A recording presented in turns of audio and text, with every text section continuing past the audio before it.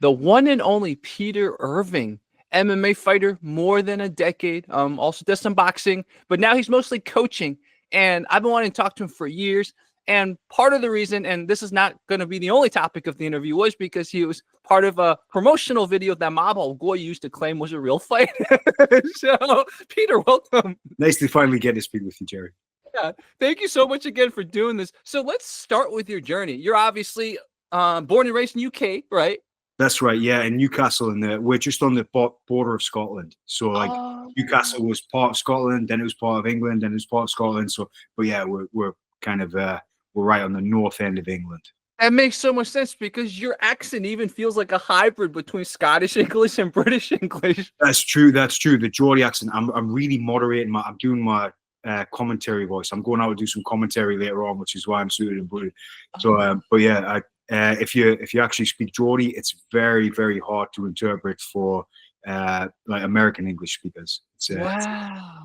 It's okay. It could be a different language. It's considered a dialect, but it could be a different language. Wow. This is the thing I find very fascinating about the Isles, the British Isles, is that the dialectical differences between the regions is almost like the dialectical differences between China. Like, it's very hard to understand each other. Yeah, the differences regionally are, I believe, that they're greater than any other nation on earth. The amount of variation in accent and slangs and so on. And it makes sense because the British Isles, if you look at the history, right, lots of different groups went there and influenced it. So nicely, yeah. The reason why the Geordie accent is so different, we're getting totally off the martial arts topic straight away, but we had a lot of Viking invaders come from the north, and the French Vikings, the Normans, came from the south.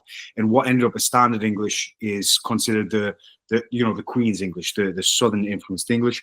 But where in the north, a lot of our grammar and a lot of the words. So, for example, like in Geordie, if I was to say to you, "I'm going home," I would say "I'm ganyan." But in Norwegian, it's "agwayan." So it's quite radically different. But if I was to talk Geordie, the audience would probably go, "What is this person saying?" We got to bring you back another time. We got to talk more about this. Like this, I have other channels that talk about this, and this is awesome. Yeah. I would love to. Yeah, it's sort of pet. Okay. So, getting back on track, when did you start with martial arts? / was martial arts a big part of Newcastle culture growing up? I think fighting it's a fight that obviously I just talked about the history there, that it was a place where the conflict between the north and the Scottish part of the UK and England, most of the conflicts took place here. So there's castles everywhere. There's medieval castles, and it's rich in history. So and of course, then we were a big industrial town, shipbuilding and mining. I'm here in Wallsend right now, which is like where the end of the Roman Wall is. So we were in conflict since history was recorded. So it is kind of like a tough working man's town, and there's a lot of cachet put on somebody, a man being handy with his fists, and so that it was a big deal. In terms of martial arts, I think we got Muay Thai a lot sooner than a lot of Europe. I don't know why, but Manchester, which is another large industrial city in the north of England, a lot of Thai people came there, and Muay Thai took a good foothold. And we had a very special Muay Thai gym called Botanical Gym where I trained. That was one of the original places where really authentic Muay Thai was practiced in the UK. And now we've got a very high standard, considering the population, how kind of niche of a sport it really is. We've got a lot of really credible world champions here from the region. Not me, unfortunately, but so there was other guys who were real good Muay Thai fighters. Wow, that is fascinating. Yeah, this is another topic that I actually want to do research. I love looking at migrations and stuff like that. So, wow, this is so cool. I would have never known. I would have never known a big Thai population moved to your area. Yeah, wow. So tell me about your first martial arts class, if you remember. I started judo as a kid, and then I dropped out very early on. I didn't find martial arts until actually very late. So I didn't begin training until I was maybe 20 years old, or even perhaps even beyond that. I left it very long. And I think what had happened to me was that I really desperately wanted to be an elite soldier. I desperately wanted to be a Royal Marine. And when I'd grown up in the 80s, there was a very famous incident where the SAS had stormed the Iranian embassy and they'd performed this really striking elite operation. And I was, as a child, I was thinking, it was the era of Rambo and so on. I thought, I want this to be me. So my whole plan was that I was going to be a Royal Marine and I was going to attempt to join the SAS. And then as I became older, I started to become a little bit more politically aware. And we were sort of in the aftermath of the problems in Northern Ireland that have gone on for a long time, and the wars in Iraq. And as I became more educated, I thought, oh dear, this is actually not for me. And the whole thing that I'd based my entire life's trajectory on fell to pieces. And I thought, I cannot do this. And I was completely lost for a lot of years. And then when I found the prize fighting, I thought, right, okay, here's a way in which I can still be elite in some way, but without having to join the forces and do the bidding of a government that I don't necessarily agree with. That emotion you felt when things kind of, you saw beyond a veil, right? I can imagine that kind of, yeah. So it took you a little bit, but once you found fighting, it kind of brought you back mentally. Yeah, absolutely. And I went all in. I mean, I was unemployed at the time. I was finding it very difficult. It's not a great region where I live for. Like, we had quite high unemployment rates, and I was struggling. I didn't have a trade. I dropped out of school, and I didn't have any qualifications. And when I found martial arts, I thought, this is something that I can really do with my life. Obviously, it's not a great occupation in terms of potential for making a living. There are very, very few people who make a good livelihood from it. But at least it was a real job, and it was a real, it was a real passion, a real calling. So I managed to find my way into the very early MMA scene just by a little bit of luck and happenstance. And I think I had my professional debut on Cage Warriors #3. So Cage Warriors is a very good show. It still abides till today, and it's a lot of the UK UFC representatives have come via the Cage Warriors route. So it was right there at the start. And do you remember your first fight? Do you remember how you felt? Do you remember the training and everything? Yeah. Well, I mean, I really didn't know what I was getting into. So my first professional fight was on Cage Warriors. That was the first time I'd ever been in an octagon. That was very exciting because that felt like, like we'd only ever seen them on TV and stuff. But my first actual bout was, it was in like a really rough little working man's club. There's a region nearby called County Durham, which was a mining region. And then obviously all the heavy industry disappeared in the 80s. And so it got really, really rough there. And so I ended up fighting in this little working man's club where they had a boxing ring set up in the middle of it, and you had to fight your way through the crowd to get the ring. There was no channels left open, so you had to push through everybody, people standing on your toes. And it was still at the time when smoking was legal. So as soon as you stepped up into the ring, there was this big haze of smoke from all the cigarettes. So you'd be like inhaling, a few hundred people's tobacco aftermath. And but I had this. I had this seen this video of a fighter getting into a boxing ring in a boxing match, and he tripped over the rope as he got in, and he was dead, and he made such a mess of it. He tripped over one foot, then the other foot, and he was rolling around. I thought, oh God, what if that happens to me? I've never been in a boxing ring before because we just didn't have one. We had some mats in the garage, So I was watching how boxers would get into the ring and step between the ropes and think, right, okay, pry the ropes open, duck under. So I came up just thinking, just don't fall over. And I climbed into the ring. And a famous regional character who's the referee, a big guy called Big Colin Sexton, he points at me and he goes, "Fighter, are you ready?" And I'm, no, I'm not ready at all. I was just thinking about not falling over. So I was, people say, "You look so focused when you went into the ring." I thought, I was just really concerned that I was going to humiliate myself with the entrance to the ring, and I wasn't ready at all. And I didn't have good enough skills at all. I was really unprepared for proper combat, but I managed to wing my way through it, and I made it to the end. And I thought I'd won, and they gave it to the other guy, but it didn't really matter. But it did. It sort of taught me a lesson. I thought, I'm not prepared for this, so I had to seek out the right environments, and I wound up through a twist of fate getting the opportunity to go to Brazil and study under Coisa de Souza, who was a black belt from Carlson Gracie, from the great team of the 1980s, early 90s. He wrestled for Brazil and he fought, achieved his black belt with Carlson Gracie, and he was a real technical wizard of the sport.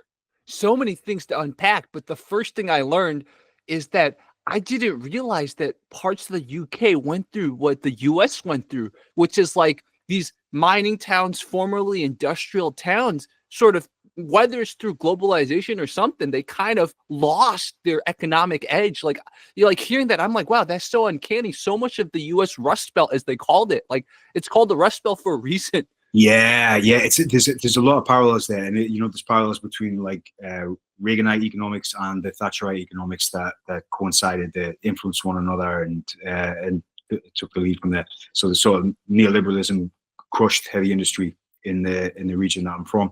But actually, Bruce Springsteen did a benefit concert for the miners who were on strike in the 1980s here in Newcastle, and gave all of the proceeds to the striking families. Wow, that's amazing. Yeah, and then the second thing to unpack was that what was cool about your first experience was that it like extra built that thing in you, right? Because it's like it didn't go exactly as you planned, but you got through it, but then you didn't win. It made you realize, okay, one, I can do this, but two, man, I got to improve, and three, I want this.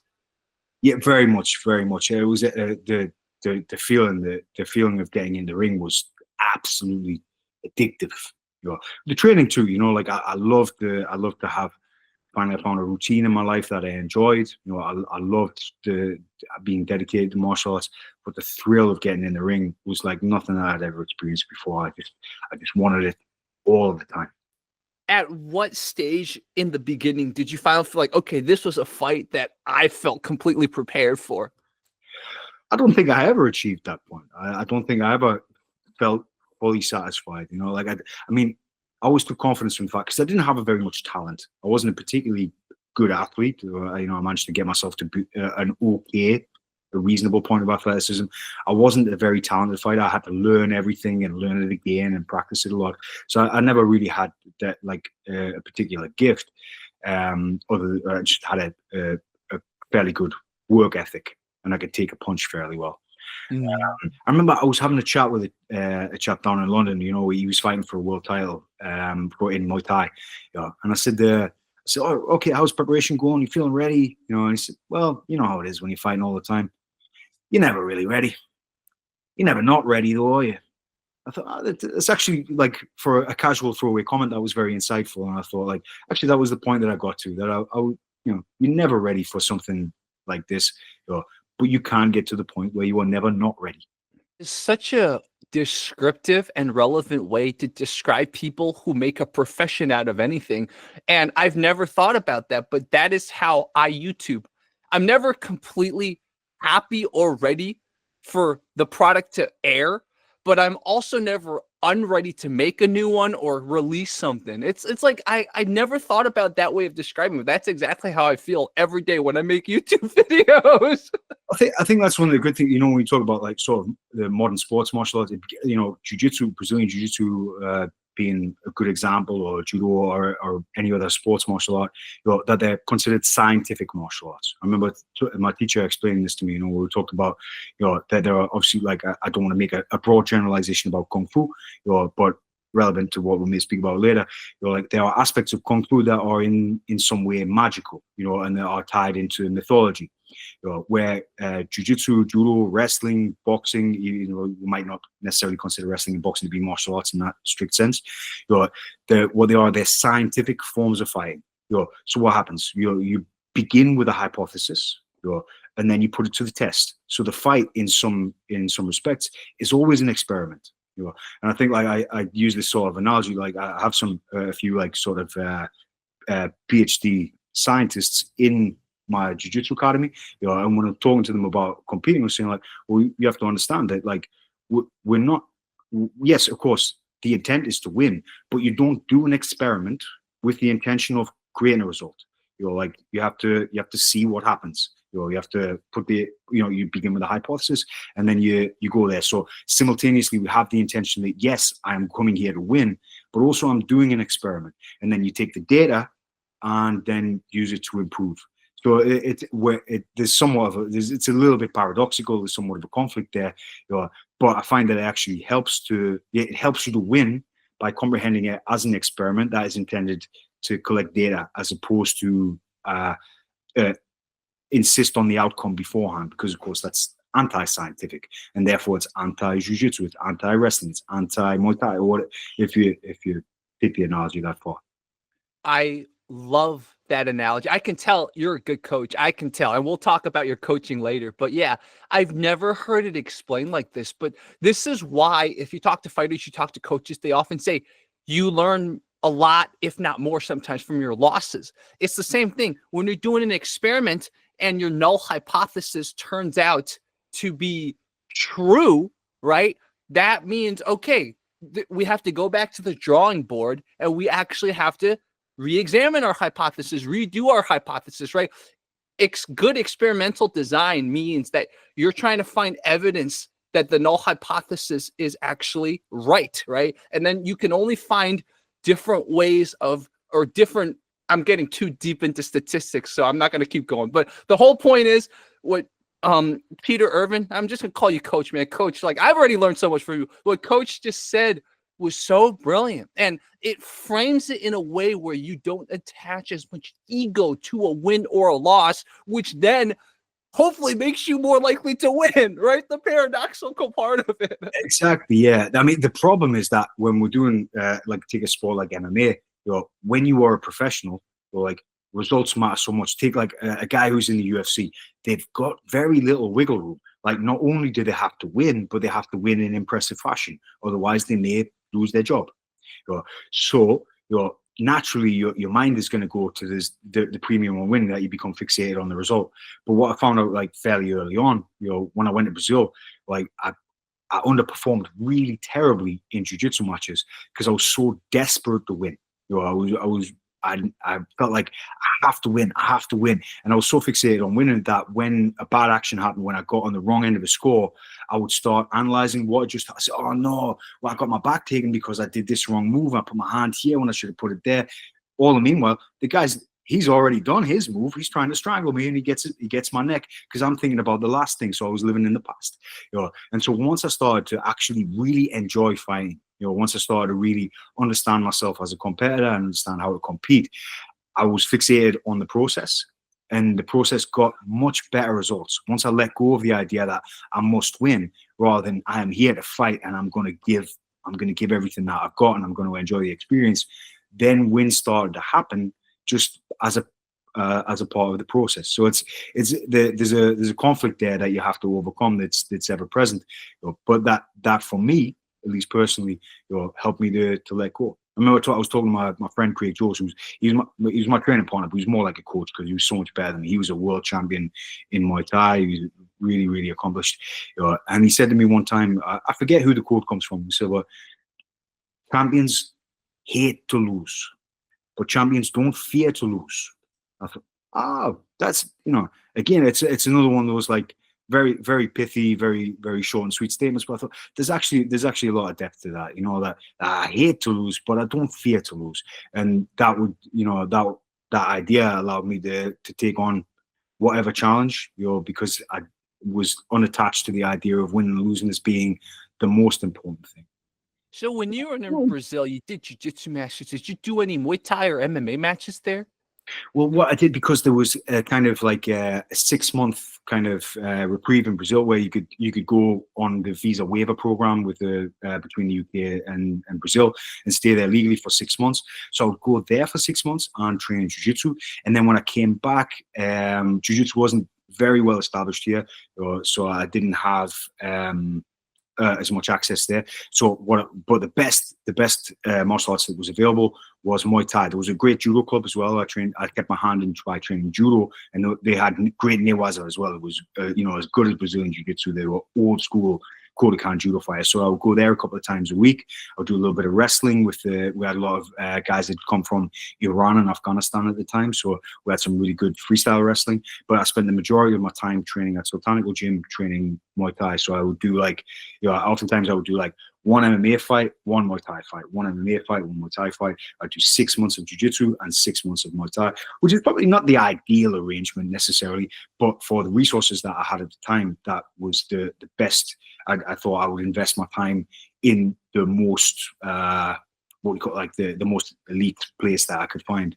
It's so interesting how you did your training process. So the way my mind works, I'm very segmented too. So I'll have a week where I study chess like crazy, and then I'll get tired, and then I'll have another week I'll study tax law, and then my mind's pretty crazy. I'll study random things, and then I'll have a week where I'll devote a lot to martial arts, or another week I devote a lot to building YouTube brands. So in a way, I think what you did was really good. It prevented the mind from burning out in a way where it's like sometimes your mind can burn out if you do too much. Yeah, I mean, a sort of an ideal situation like you have now. You'll have, which we didn't have at the time, but we've got established MMA academies where you'll have your excellent specialists in boxing and wrestling, etc. And you'll also be able to have experts who can help you to put it all together, which we didn't really have at the time. So having that, a certain amount of a lack of compartmentalization is advantageous for the modern fighter. But at the time, I felt that was the best use of my time, and it did very much stop me from stagnating. That I'd be like, if I felt like I'm losing my passion for this, I'm getting sick of my shins getting smashed to bits, and my hands are all sore and whatever. Then I would go back to Brazil and go, oh man, my ears are killing, and my hips are killing and stuff. I'd come back and I would have like enough variety just to maintain a constant passion, so I never got tired of any of the martial arts I was studying. How do you spell Sultanico? Sultanic. Oh, well, again, it's an anglicization. So there is a because the L and N sound aren't present in Thai language in the same way as they are in English. So in some versions you get it so like two different words: SOR, Tanikun, THANIKUN, and the spelling that we preferred was Tanikul, UL. But like I won't even. I'll probably do a little racism if I try to do the correct enunciation. So I'll just let it go. But it's somewhere in between the sound of N and the sound of L. So Sultanico. Oh, I see. Very cool. Awesome. Yeah, I'll try to find them on Instagram and follow them too. This is great. It came from the Sultanico in Bangkok. Mm-hmm. I believe "so" means son of, or like the Tanikun would be the patron of the founder of the gym. Wow. Put me on that. I could be, if anybody's in the comments, let us know. Or if you know Thai better than me, where that originates from. When was the first time you fought for a belt, whether in the amateur or the professional? I assume in amateur you have to fight for the belt a few times before you go pro, right? Well, we had amateur MMA at the time was this sort of thing that people set up in sports halls, which is just on mats. It's kind of more like, how the Shudo has kind of, I think they have like various graduations in Shudo. So amateur MMA was full contact to the body, but no shots to the head whatsoever. And I never did this format. Then we had something called semi-pro, but I don't think anybody really knew the rules. So we had 4-ounce gloves, like the professional style gloves, and it was only 2 rounds instead of 3. So it was kind of, so I had a few of these, and I had a pancrase rules fight where you could only strike with open palms on the floor, but you could strike with a closed fist standing up, and all these different things. So I'm more or less, I had a couple of these goes and then went straight to professional because I needed money. I needed to make money, and there was a shortage of professional fighters. So like you basically like if the level I was at there, I would never get to Cage Warriors. But they would just take anybody who was crazy enough to jump in and see if they could do it. So yeah, so I went to that event. But yeah, so I only had, I think, when did I fight for a belt? I think I'd had 10 professional fights, and then there was a local promotion started up. And because I was I wasn't a popular person, I didn't have a big family or anything like that, but I was working in security, and so the security company would buy up all of the VIP tables and stuff like that. So straight away they would put me to say, "Oh, give this guy a title fight," and put, of course they're all just made up. But it felt fantastic at the time. I really loved it. So I managed to get given this opportunity to be British champion, and then I'll be European champion. And I had 2 belts. I felt like Conor McGregor, so there were belts from my catalog, but I loved them so much. I felt so great strutting about with these 2 belts. I even I went on holiday afterwards after the fight, and I put them in my bag. I couldn't let them go. I felt so good about having 2 belts on my shoulder. Was it? But I mean, I laugh about it now, but at the time, it was so enormous, for my self-esteem. That like nobody had ever clapped for me before. I'd never won anything before, and then when I got to be the champion in my hometown in this little venue that doesn't feel impressive now after you've been in big stadiums and seeing where people have got to and stuff like that. But I remember turning around. I was walking out of the ring and I walked back up the steps and I turned around and everybody was still clapping and shouting my name. I never felt like that before in my entire life. It was the best feeling. I felt like finally I actually mattered. Not sure if that's even true, but at the time that was how I felt, and it was very important to me.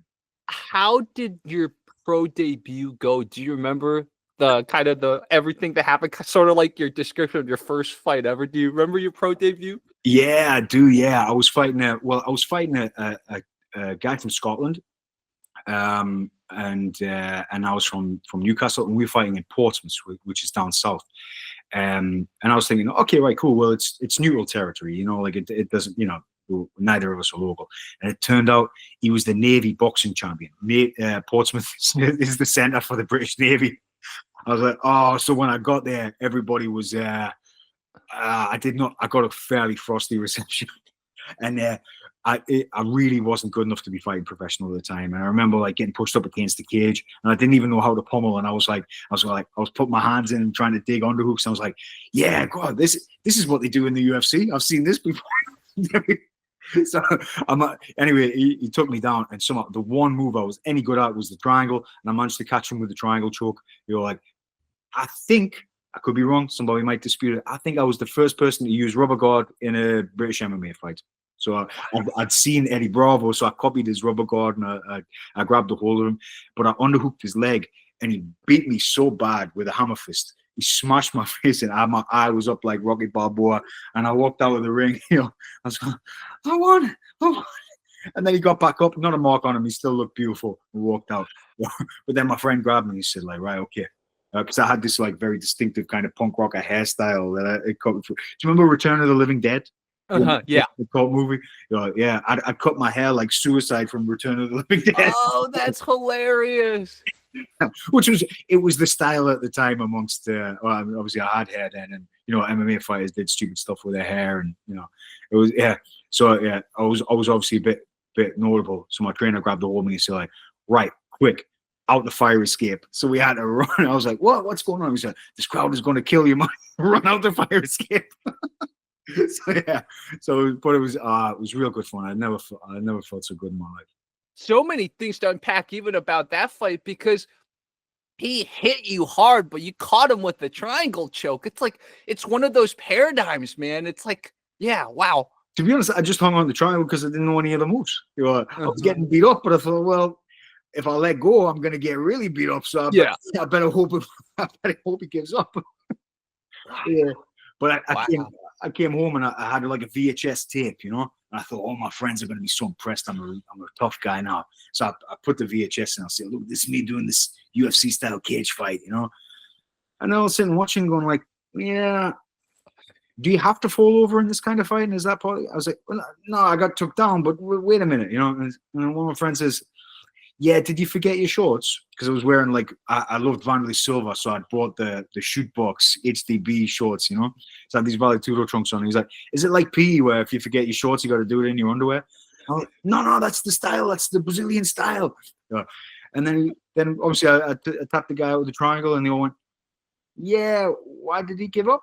And I was like, well, because it's a choke. Look, it's a triangle. And they're like, yeah, I'd probably give up if you had your ball stuck on my face for that. Yeah. Nobody thought I was cool. Nobody thought I was tough. They just thought I did some weird thing where you like stick your balls in the guy's face. Yeah, total backfire. Didn't get me any social cachet whatsoever. It's so hilarious how much the general knowledge of a full range of fighting has evolved since back then. Wow. Yeah, Yeah. I remember the first time I saw this was when I think it was called IFL was on Fox in the US. It was on local broadcast Yeah. TV. So I didn't even have cable. I remember they were just on the ground and I was thinking the same. Like I didn't think about balls in the face, but I'm like, why are they hugging and hitting? Why not like stand up? And it's the same thing, right? And then, but now, thank goodness, the knowledge of the different ranges, the different levels, and everything.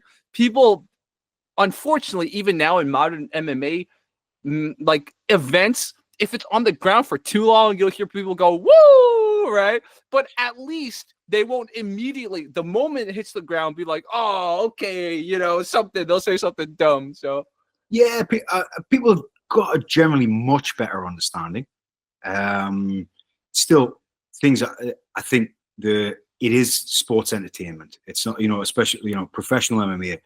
It's sports entertainment. It's not sports in the sense of like the Olympics. And so understanding this, the rules have been geared towards incentivizing, and the payment structure has been geared towards incentivizing people to stand and bang, to give the casual crowd the kind of fight that they want to enjoy. But nonetheless, you still get quite a lot of appreciation from, I hesitate to use it, but quote unquote casuals.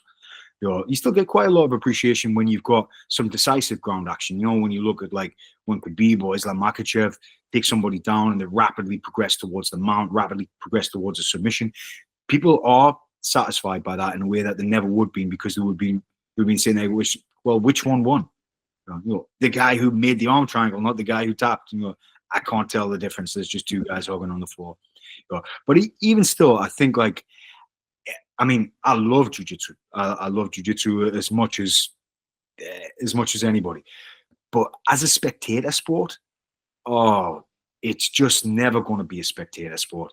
And I even as a grappling nerd, still think I can see why this is not the entertainment aspect. I feel like a lot of people who are watching the UFC, what they really want to watch is the ONE FC style 4-ounce Muay Thai. But yeah. Talking about spectator sports, I had this idea and my audience like really didn't like it, but I'm still going to try to put on an event like this. It'll be jiu-jitsu chess. So one round of, let's say, 2 minutes of jiu-jitsu and then 2 minutes of chess, and like 5 or 6 rounds until it'll likely be I'm going to force them to be quick. So it'll be like a sum of how many victories you get during those 6 rounds. I think I can make it happen. I am convinced, being a jiu-jitsu nerd, being a chess nerd, that there's going to be a crowd that's going to like one or two. So it's going to attract some people. Well, chess boxing sells. And you think if you can get a crossover audience from there, you should presumably have a larger number of jiu-jitsu people who are into chess. Yeah, that's what I think. I think a lot of jiu-jitsu people could be into or are into chess. So just make it clear, hey, if you're going to participate in this, we're going to want faster submissions because we're counting the number of submissions or whatever. I think it can actually be a sport that doesn't damage the brain, because the chess boxers, I'm like, dude, you're damaging the part of your brain that needs to think. Yeah, it is very much a contradictory sport, that one. It's at odds with itself in a way that jiu-jitsu chess wouldn't.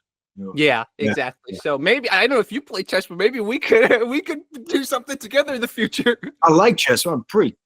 I'm worse at chess than even I'm at jiu-jitsu now. So, but judo Scrabble. If you want to do judo Scrabble, I'm wicked at Scrabble. Wow. Has anyone ever tried something like that? A judo Scrabble? I imagine it would be the most pedantic sport. Imagine officiating that. I think the problem would be getting the referees, not the competitors. Yeah, exactly.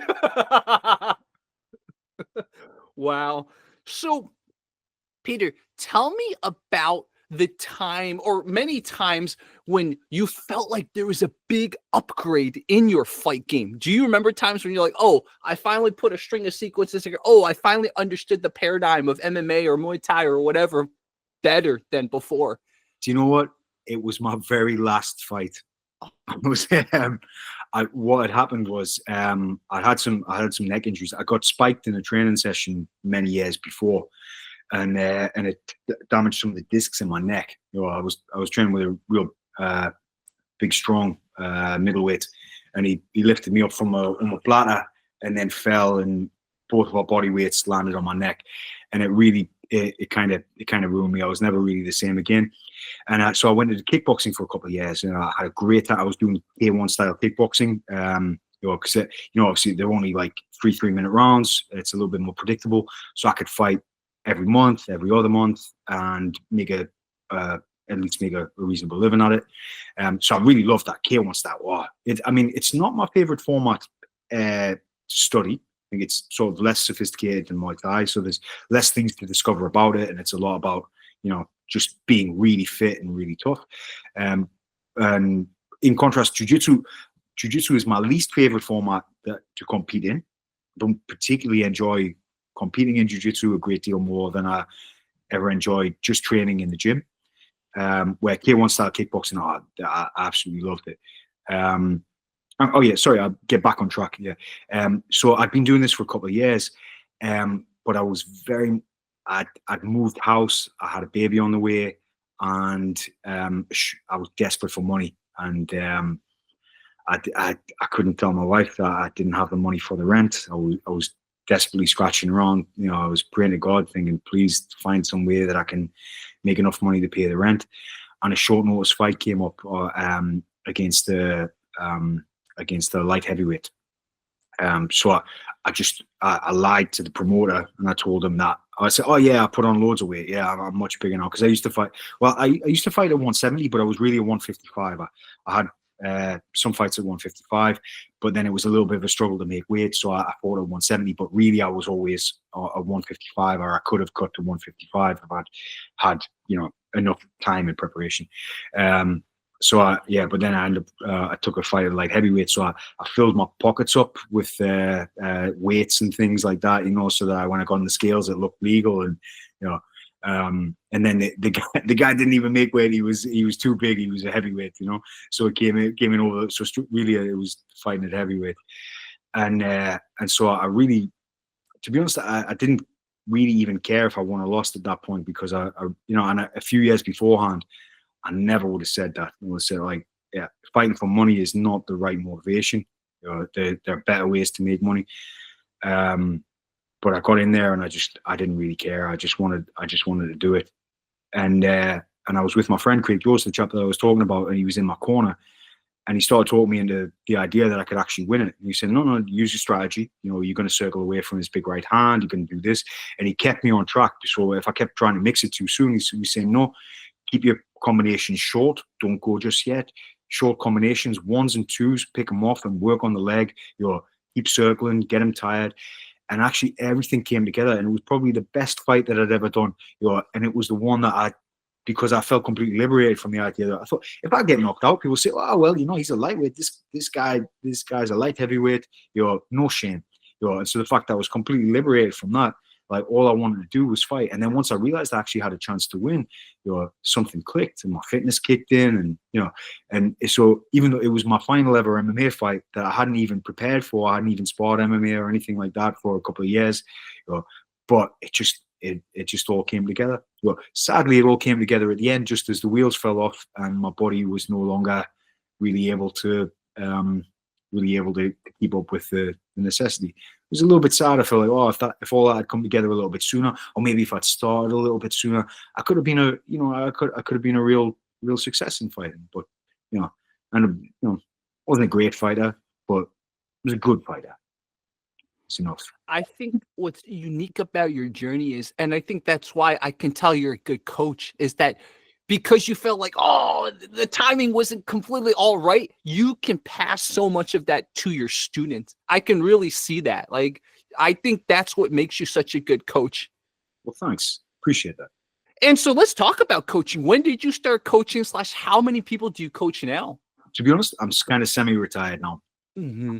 I'm just still working with a few guys that I'd started before, but some of the guys that I've trained, they're now at the level where they're competent to be trainers, and they've got the passion and the energy and the guts to take the young guys out there, and they communicate better with the younger generation. But I started coaching I started coaching really far too soon, because there wasn't sort of MMA coaches at the time. So I was kind of the lead training partner, which put me into the state of being the coach. And so I was coaching and competing at the same time, which I don't believe now is a good idea. And I think I was because I was very sort of cavalier about my own safety. I didn't have enough concern for other people's safety. I was too young. I was still in my 20s, and I hadn't fully appreciated how dangerous a sport this really is. Because like you are in your 20s, I didn't really care about my own life, and I don't think I was responsible enough with other people. I don't think I should have been in that position, but it was thrust upon me because I was the only one. So I was training people in order to make training partners for myself. Then when I retired, I took a bit more of a responsible view, and started seeing the coaching role for what it really is. And then it's only been more recently. I got to the point where what I used to think was, if I give a good class, that means like a good jiu-jitsu class, I roll with everybody for 5 minutes. Class isn't over until I've rolled with everybody in the room. Doesn't matter how many's there. You're not going home until I've done a round with everybody. But actually what I was doing was paying attention to each individual for a very short period of time. So I didn't have an overview of the entire room because I was involved in the training. Or if I was doing MMA sparring or kickboxing sparring or whatever, I'd be sparring with somebody. I wasn't watching, or other people getting out of bounds, or they stand on each other's toes, or they're going too hard against somebody who's not prepared for the level of intensity they've got. So now actually that I've taken a little bit of a step back, I think I'm doing a better job of coaching than I ever was before, precisely because I'm less effective and less capable on the mat being hands-on. So I think like we've got a bit of a problem in martial arts of the coaching role, where like I think I've used the example before. If you take like nobody in their right mind would say Customaro shit. Never saw him spar with Tyson once. So of course he didn't. He didn't even hold the pads for Tyson. He was an old man. What he did was give the correct instruction. So what you see this all the time in boxing as an established sport. The coach is not a sparring partner. The coach is not a training partner. The coach is, maybe they hold the pads, or maybe an assistant holds the pads, and they watch with the third person perspective and make the picks. We don't really have this freedom allowed to us in maybe more so in MMA perhaps, but certainly not in jiu-jitsu, that the coach is expected to be the top training partner. And if your coach don't want to roll with you, if you can submit your coach, well, they're not your coach anymore. But then this seems somewhat reasonable, and I used to subscribe to this. But then I look and think, well, okay, imagine like, remember when George St. Pierre was on a roll and nobody could touch him? Well, who's going to coach George St. Pierre? That's the coach himself. I said, no, of course not. Like Faraz Zahabi, I'm sure he's a very good martial artist, but I'm sure he would say himself, I wouldn't beat George St. Pierre in a fight. But Faraz could be his coach, John Danaher could be his coach, and so on. So the coaching role has to be this separate thing. And I was obsessed with this idea too. Like a lot, like my coach in jiu-jitsu, Cresio de Souza, he was a great fighter. But I think the reason why he was a great teacher was not precisely related to that. My coach Barry Norman, he was a great trainer, but he'd boxed, he'd done karate, he'd done taekwondo, he competed, and I was convinced that, the idea of the virgin sex therapist. It's a coach who hasn't fought is not a credible coach because they don't know what it's like to be in there. But then when we start to look and say, hang on, John Danaher never fought. Look at the outstanding crop of jiu-jitsu athletes that he brought through. He dominated an era. Or you take, Angelo Dundee. Angelo Dundee never boxed. Didn't even train boxing. He trained as a trainer. It's a different set of skills. Nothing like, so what I had to do was almost unlearn being a fighter and be an actual trainer. It was a different set of skills that I had to not only relearn, but I had to unlearn certain things about being a fighter in order to become a genuinely good trainer. I love this discussion. I love this topic because this is something I've definitely wavered back and forth too. I remember, to support your point, I remember one of the Muay Thai classes I took. Now, obviously, when I started Muay Thai, it was a weird time in the world, right? So everyone's sort of locked down, afraid of certain things. But so we would train in the park a lot. And I remember both the coaches were very hands-on, which is cool. Sometimes sparring them, you learn a lot, but there wasn't a general, okay, let's examine the direction slash the vibe slash everything in the class. So like I had moments, I walk around naturally at 155. And I had a sparring partner so obnoxious. I will never forget the guy. He was like 180, 190. And so like I was doing very technical sparring. And so part of technical sparring, sometimes you got to understand, it's not that you swept him. It's that, okay, he pulled the kick, right? Obviously, this guy being much bigger didn't get it. So he like caught my kick when it would have been a teep. And then he threw me and I hit the ground. Thank goodness that week I was in jiu-jitsu learning how to break fall on the side. So like it just happened. I broke fall so naturally, but I'm like, man, if I weren't in that jiu-jitsu class that day, it would have been bad because we were sort of on a hill too. So if I didn't break fall correctly, I might have landed on my head, you know? And so I told my coach, I'm like, okay, like we got to do something about the class. And he made the joke. He's like, okay, you won't spar this Karen. He called him a Karen. He's like, you won't spar this Karen anymore. But like, that's only a small part. The more general thing is, why did this even happen? You know? Interesting thing with Muay Thai, that like of all the skills that get taught, I think like the only reason why I was able to fall safely from sweeps was because I'd already been trained how to fall in judo, but I didn't learn that in Muay Thai. So I think there's a little bit of a skill missing there. Yeah. So that's why we need to have coaches that are actual coaches, not because a lot of coaches were just like me. I'm not criticizing them because I did the exact same thing. I was coaching in order to fund my hobby or occupation. I wasn't actually coaching because of a passion for coaching. And then I've been to jiu-jitsu gyms where the head coach he does coach sometimes, but he's more watching and trying to let me see if this person's lost. Let me see if this person needs some help, right? I like that vibe. Like the unfortunate thing about martial arts, and we'll get to this topic soon, is that there's so much cringe.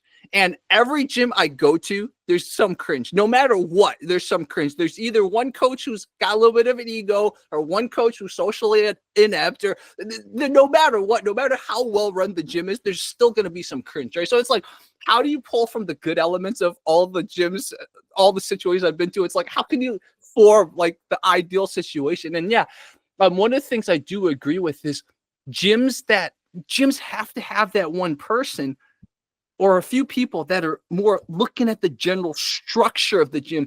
And the reason I know this can be controversial is we, of course, have this stereotype of the black belt with the beer gut who like the belt's only keeping the pants up barely, and he's there watching, and he's never, you can barely tell if that guy can hold himself in a fight. So there's that extreme.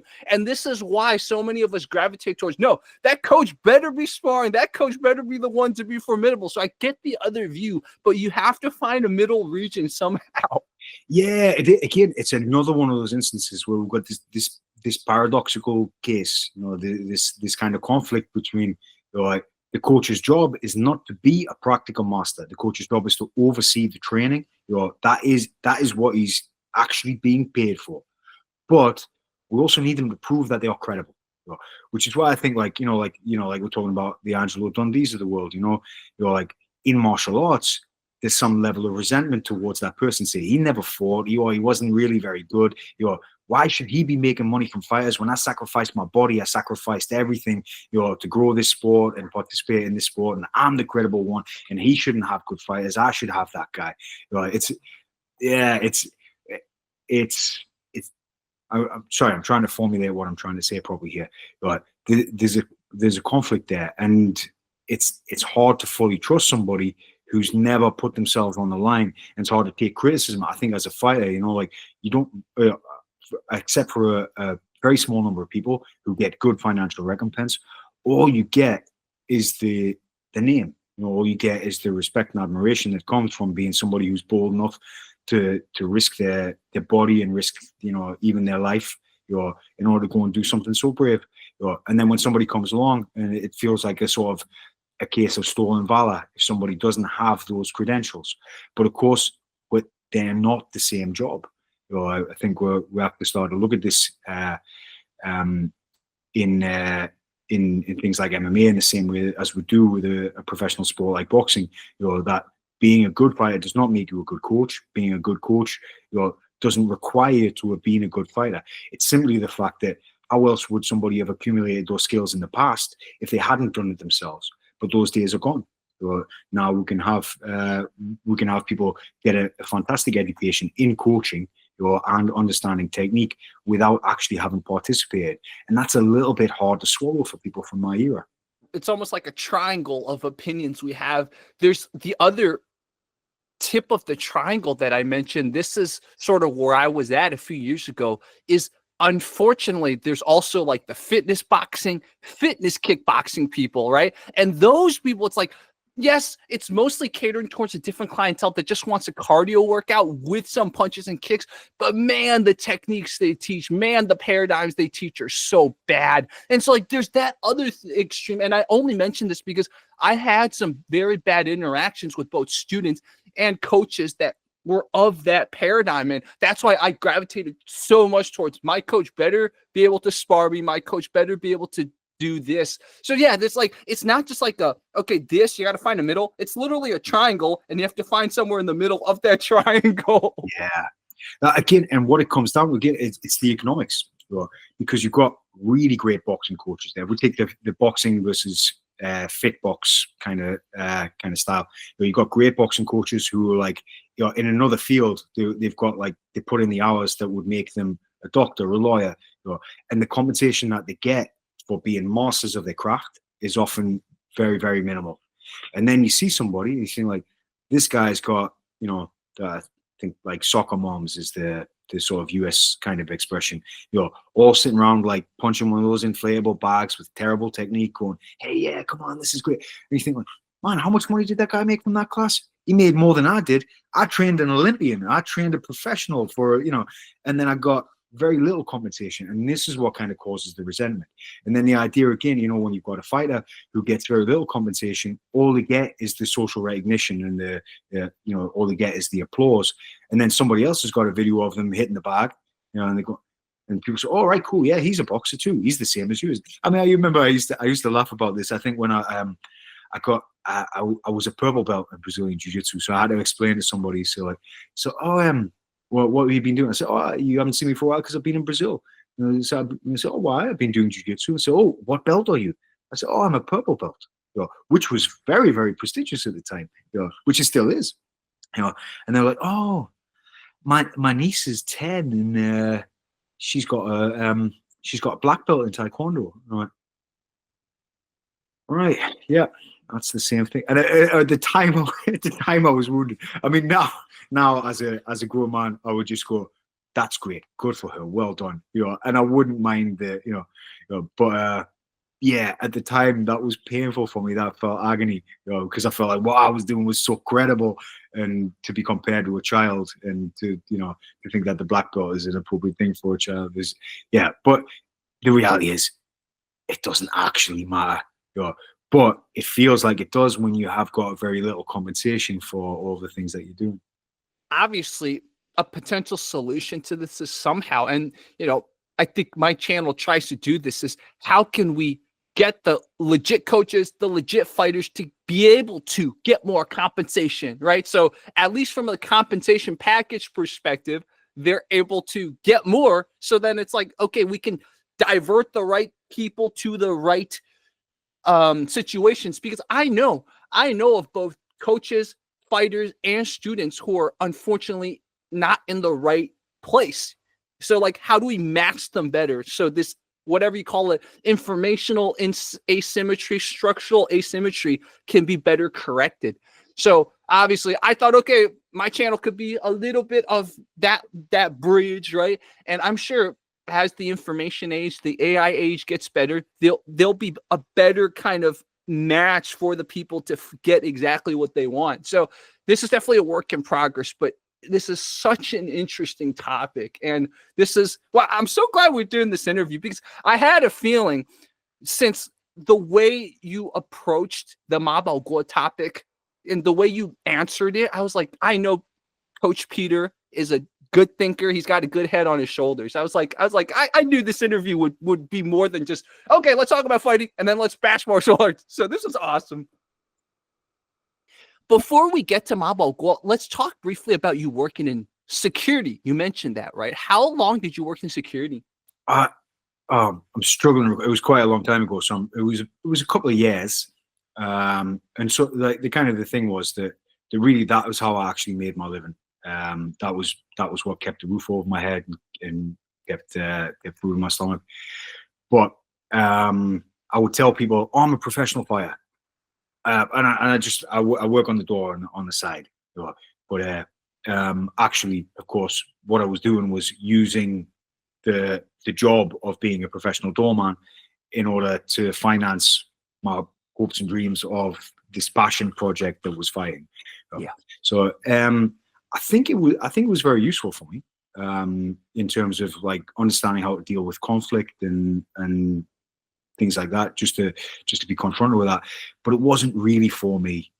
Some of the guys who I worked with, like they really enjoyed it. They really enjoyed the banter. They really enjoyed the social interactions, and that it just wasn't for me. And I think also because I was a little bit small, I was very small for a doorman. Most of the guys were like, sort of pro bodybuilders and things like that, would cut very intimidating figures.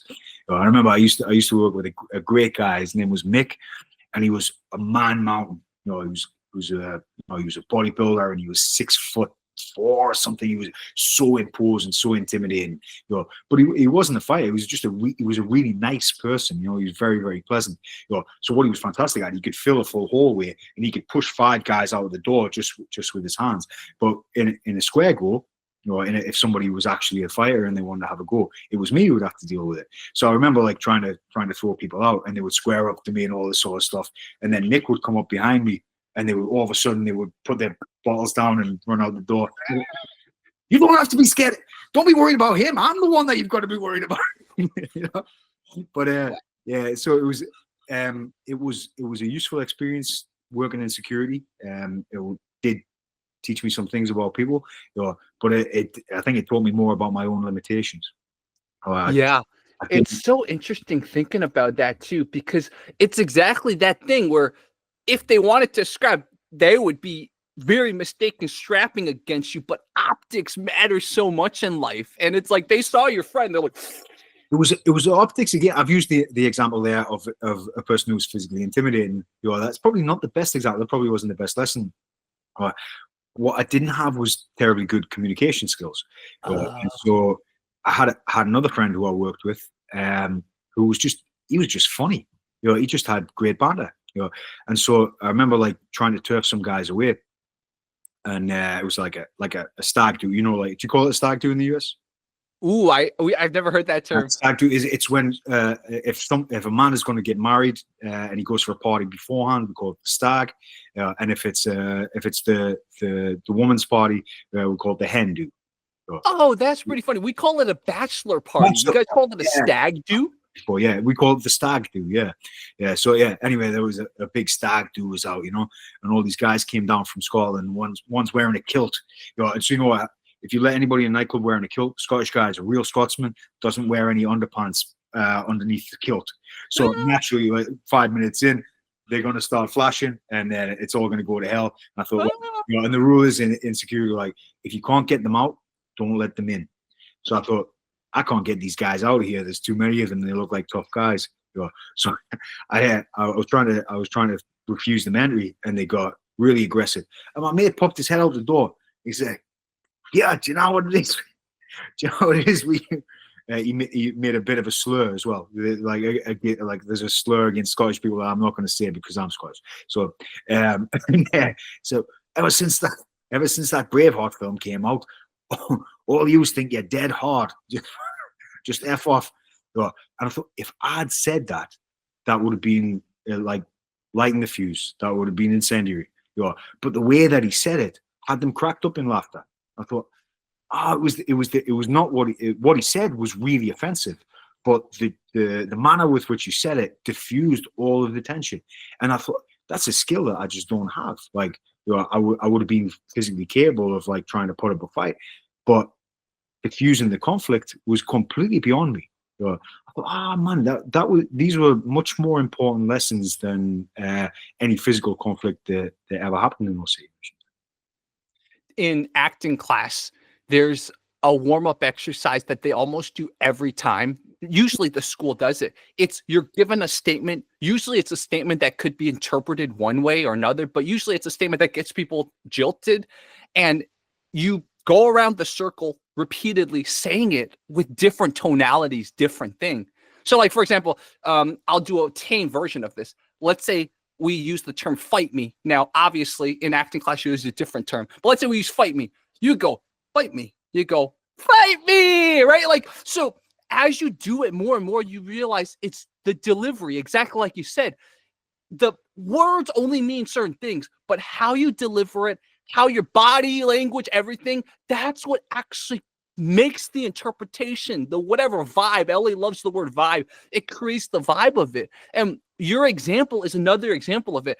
He used a slur. He used something that could be interpreted one way coming out of you, but the way he said it, it was banterful. It actually disarmed people. Exactly. Yeah, it was pure vibe. Exactly.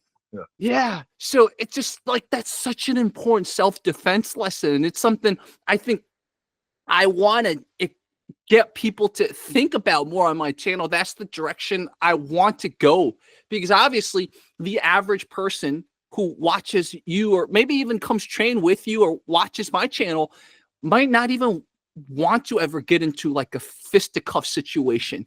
So it's like, you got to teach them, okay, well, why is it that the average society, a person's not getting into a fight? Okay, so if that's the paradigm we're under, how do you teach people not to get into fights even more? Because obviously we want to be in a civilized society.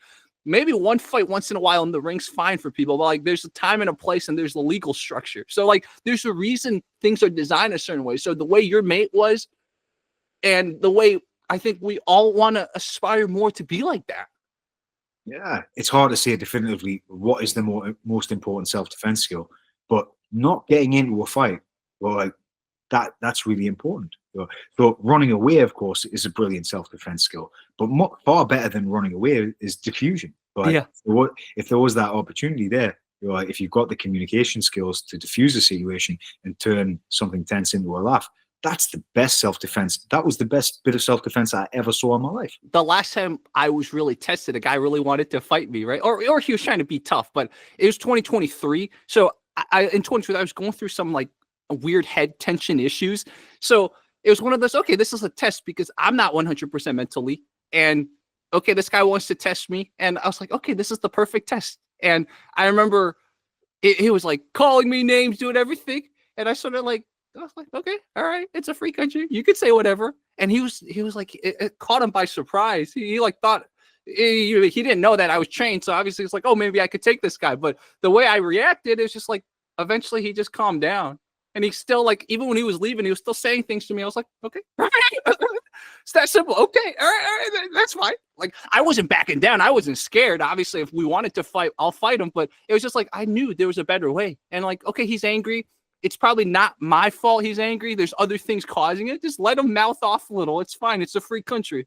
You know, and I was like, I was surprised by that. I was like, wow, maybe a few years ago, okay, I would have gotten in trouble fighting him. But I'm glad that I reacted a different way. And he almost had like in his mind, he's like, whoa, what's going on? This guy is not fighting me. This guy's just like letting me say stuff. It's a free country, right? And I always tell people it's a free country. If they say something, let them say it. It's okay. That's the beauty of being physically competent via martial arts. Yeah, if you actually have to put your hands on somebody, then you are competent.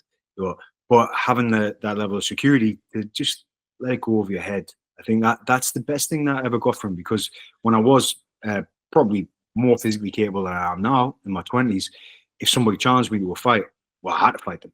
So like I couldn't let it be seen. And if anybody was to say, oh, I saw him back down, that would have been like the death of my reputation and all this sort of stuff. And I learned a lot of lessons in Brazil from Crezo and Crezo's black belts that I got trained with. And I was at the gym of a guy called Adalberto de Souza. He was known by Buddha. He was called Buddha because he was kind of kind of chubby and had this very happy face, you know. So, he was Buddha. So he was a wonderful guy, very, very nice person, good spirit. But he was like, I think he was he Rio State champion or Brazilian champion? Anyway, really good black belt. And one of the boys in the gym was kind of, he started having a bit of conversation with me, and then he teased me about something. He said something about my sister, and I pulled my gi jacket off and I stood up and I started shouting at him in English, but I think he got the message. He knew what, so come on, let's go. And Buddha grabbed me, grabbed me from behind, body locked me over my arms and just picked me up off my feet, and walked me out the door. I thought, oh, that's it. I'm getting expelled from the academy because I lost my temper. And he took me into the next room where I thought he was going to throw me out the front door. He just came and sat me, and he put his hand on my knee very affectionately. I said, why are you so upset, man? And I explained to him, I said, but he said this to me. How can I let that stand? And he just gave me this very nice explanation, and give me a lesson about how to calm my temper. My teacher Creswell, he told me a really great story too. Another brilliant bit of self-defense, where he was on a bus, a public bus in Brazil, and some guys were acting kind of, cocky young guys, and they just started smoking cigarettes on the bus, and the other passengers are saying, "What? Put them out! You don't smoke on the bus." And they're going, "You guys, just being really arrogant and cheeky." So Creswell stands up and goes to confront him, and a couple of the guys on the bus knew who he was, and they're nudging each other, going, "Oh, it's Creswell, it's the fighter. Like he's gonna smash them up, he's gonna beat them up, he's gonna."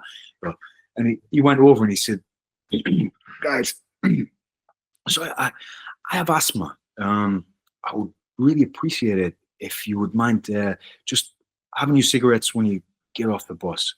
But obviously, he comes over, he's got scars all over his face, and then so they knew, but he gave him this opportunity, this get out, where he would say like, "Oh, please guys, you'd really be doing me a favor." Understand? And they're like, yeah, well, since you asked nicely, bro. So he let them save face, let them feel still look like the big guys they wanted to look like. And when he came back down, the kids said, "But Creswell, you could have beat those guys, you could have choked them out, you could have punched their faces in." Creswell said, they put the cigarettes out. I got what I wanted. It's fine. And so this was the perfect piece of self-defense, and I wondered at the time, he was telling me the story in the aftermath of me losing my temper at Buddha's gym, and I was wondering, why did you tell me this story? It's a good story, but I don't really get it.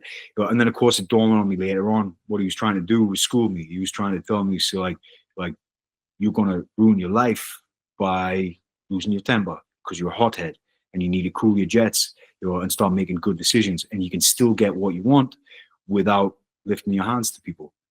And I think that was the most important thing, because every time I've lost my temper, every time I've done something in anger, the person who suffered most was me, every single time. And whenever I've been feeling secure enough to let things slide and to make things work out. So this was absolutely the best lesson from not the arm lock he showed me, not the choke he showed me, not the guard pass he showed me. It was these little life lessons that were really the things that actually changed the trajectory of my life. Love these stories. I don't know if I ever told this story, but 2020, obviously everyone's really stressed out, and thank goodness I was living by the beach in LA County. I was in Santa Monica at the time, so I had the luxury, man. Praise God that those years I was living a block away from the beach. So everyone was at home.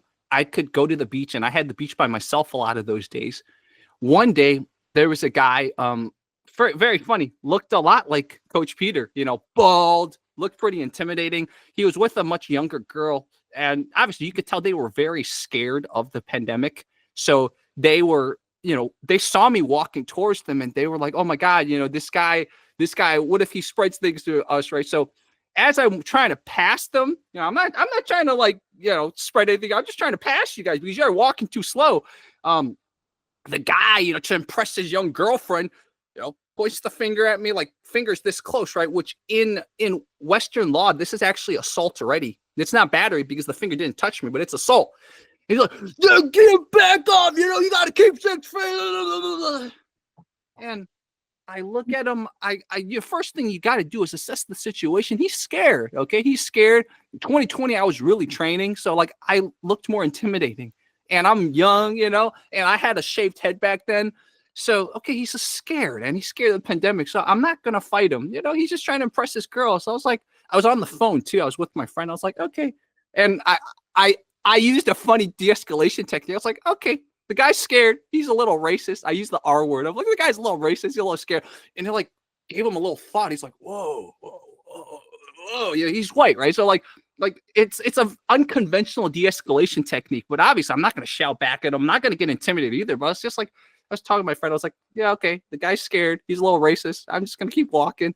And like it was like one of those moments, like he didn't know what to do. He didn't know what to say. Yeah. But like sometimes you have to use different ways. Some people call it verbal judo. You have to use different ways of just like thinking outside the box to de-escalate the situation. Like, what if I fought this guy in front of his girlfriend? Like, that's just stupid, It's like, yeah, but you had to be very secure in order for you to take that approach, right? If you were in a less secure state, the chances are that your mind would have immediately sprung to like, right, well, I'm gonna have to fight this guy, or this is it's game on. But when you are in that secure place, because of all your training, you're able to just kind of go, yeah, this guy's going through his own thing, and I can diffuse this in a more tactful way without getting into it physically. That was a good move. Yeah, and I'll tell one other very quick story. 2022, I believe, I was riding a sketch bus, and the reason this is fresh on my mind is I mentioned this story when I talked to Jeff Phillips on another video of mine. But there's a guy who was out of prison, and the guy, he was just, it's just his banter. I don't even think he was trying to challenge me. He was just his banter, and I could tell he was sort of messing with me a little. And I could have gotten intimidated, which I wasn't, but I also could have gotten escalatory, which I didn't, right? So I remember at one point, he's just like, dude, are you on something? How much pot did you smoke? And I was like, oh, I smoked a lot. I was just like, you're messing with me? I'll just, yes, and. There's a concept in acting and improv called yes, and. You just go with it. Oh, he's like, yeah, you smoked a lot? I'm like, yeah, I smoked a lot. And then later on, he asked me, he's like, how much are you on? I'm like, a lot. And then, I made the mistake. I shouldn't have had my iPad out, but I had my ticket on my iPad. So obviously everyone's noticing my iPad. You shouldn't do that on a sketch bus. But he's like, dude, your iPad's really dirty. I'm like, yeah, I don't take care of it. I don't have much money. I'm just going along with whatever he says. He's obviously mentioning the iPad to tell me, hey, I noticed your iPad. But I was just like, yeah, my iPad's dirty. I know, I don't have money to afford a really good screen protector. I'm just going along with stuff, right? I'm not trying to challenge him. I'm not trying to back off either. Just yes, and. That's such an important skill, especially self-defense wise, life wise in general. Like, notice why Coach Peter and I having a good conversation. We're just ending, right? We're just like building on things. Yeah, but whilst we say like those are the most important skills, the ability to diffuse things, the ability to let things go, it all hinges on like the foundation of that is that you are physically capable. So if you don't have that security, if you don't feel secure within yourself because of your abilities and because of your accomplishments, you're not really going to be able to do that sincerely. Maybe a great actor could pull it off. You remember there's a Eddie Murphy used to do a sketch about where he would act crazy. Somebody picked a fight with him, he'd step up as if he could. He said, I can't fight at all, but I just act crazy. Obviously a lot funnier when Eddie Murphy did the sketch, but so yeah, you could just act it, but I think like the fact that if you've got a good training and you've competed and you're secure with yourself and you're happy with your life, you don't even need to dig into acting. You can be sincere and actually let it slide, which is the best course of action. Yeah, and very good point, Coach. And 2022, I was training a lot, right? So at that point, I really knew I could throw down. Now, I don't know because I have a hand injury. I got an ankle injury. I also was going through a lot mentally in 2023. So now you might not be able to see as much sincerity if someone tests me. But back then, those were the perfect self-defense stories. Ma Baoguo is the type of guy that no matter where, he just has enough of that persona that he's going to have a following. And my understanding is that even when he was in the UK, he had a little bit of a local cult following, right? Yeah, I believe he did. I couldn't help myself. I was curious, and I went and researched him on YouTube, and so some people who are not foolish people, the educated people, that fell for his grift. Yeah, and so he was in the UK for quite a while, right?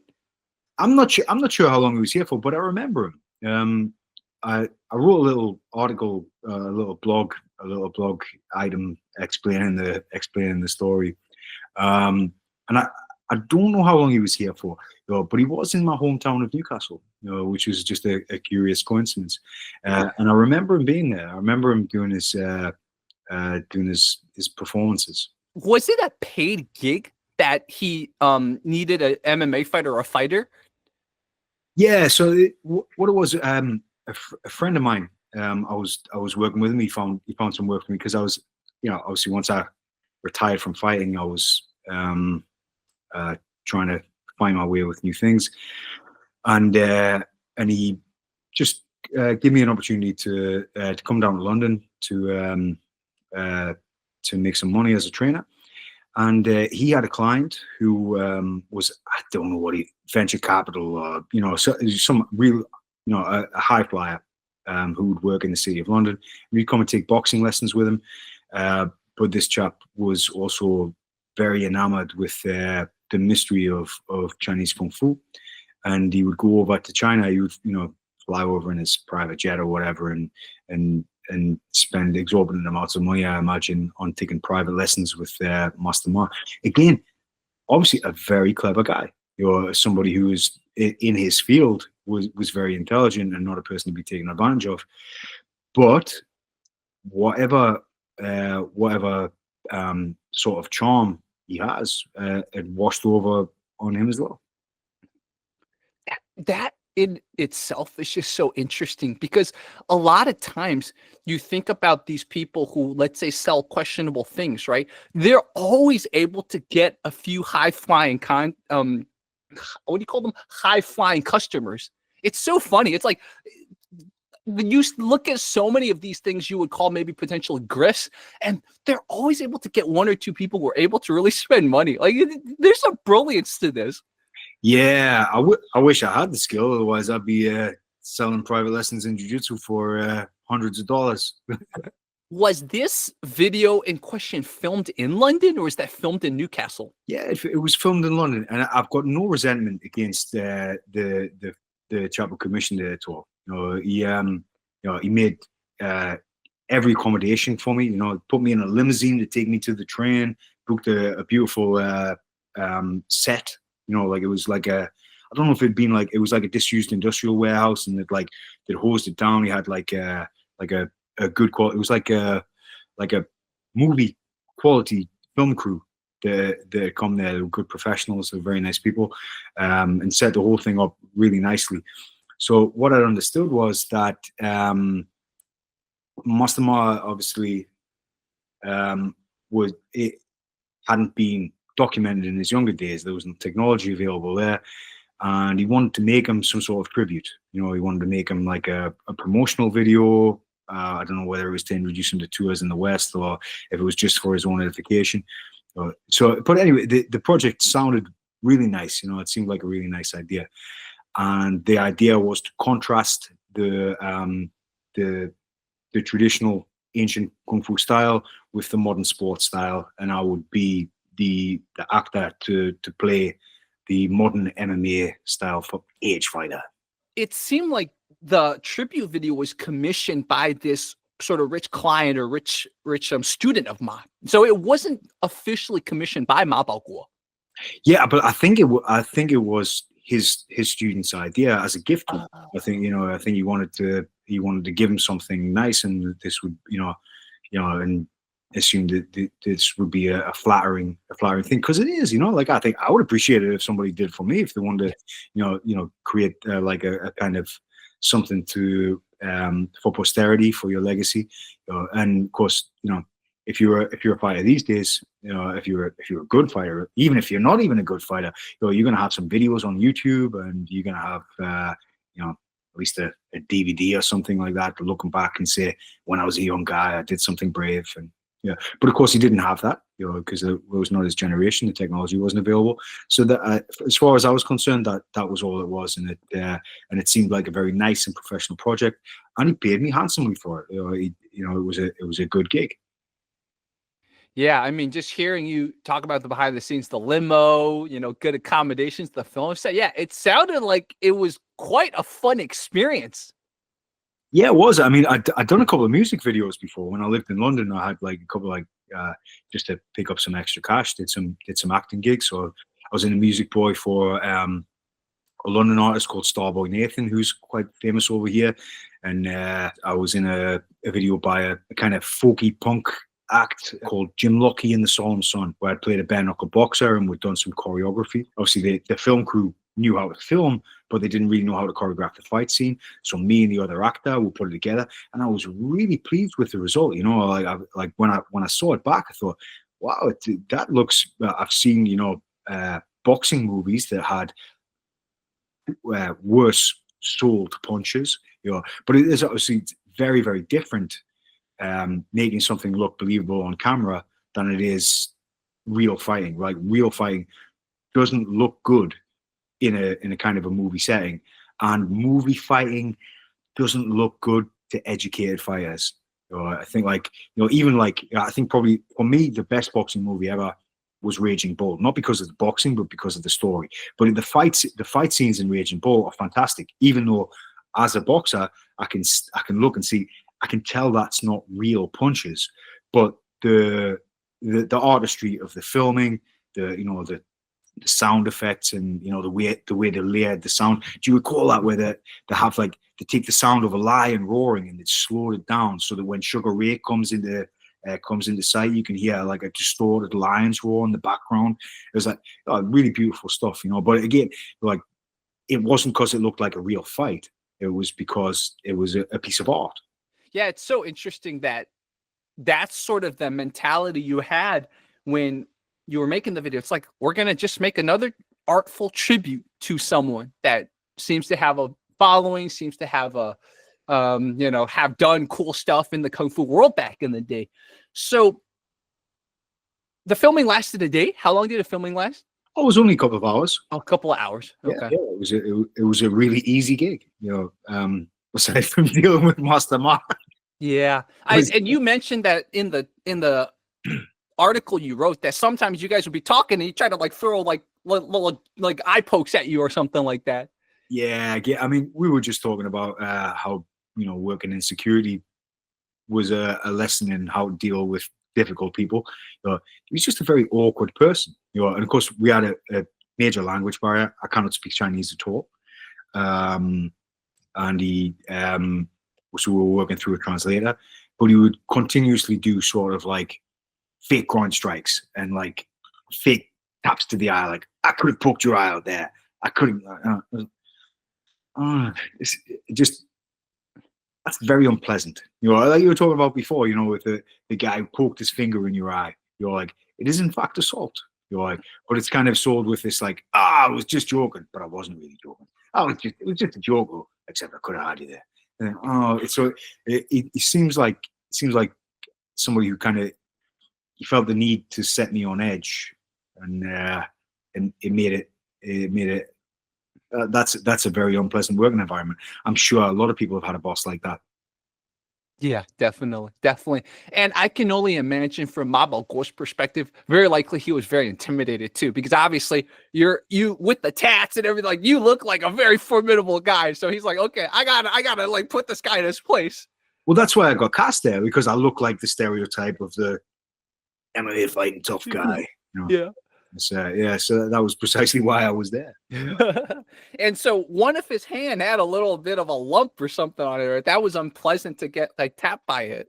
Yeah, he has what appears to be a benign cancerous growth on the palm of his hand, which he proudly explained via his interpreter that it was the excess of chi that his body produced that formed into this.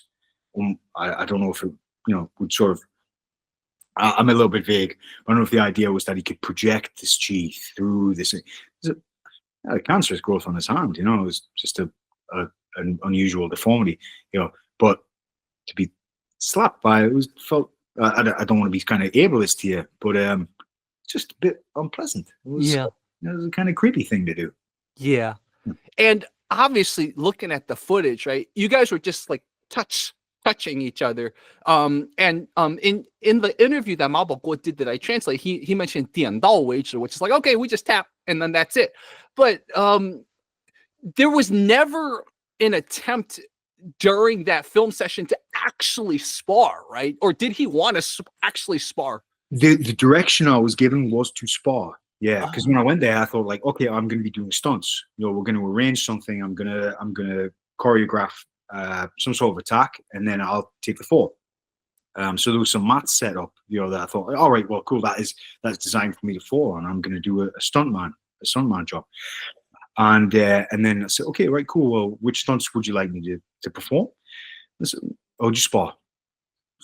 Oh. And I think I brought with me like 4-ounce gloves in order to portray the look of them. I said, you can't spar. And these are like, I wouldn't even spar a pro fighter in these, you know, like these are fighting equipment. You know, we can't spar. You have to give me something. So I tried to busk it on the fly and say, like, well, I will give you.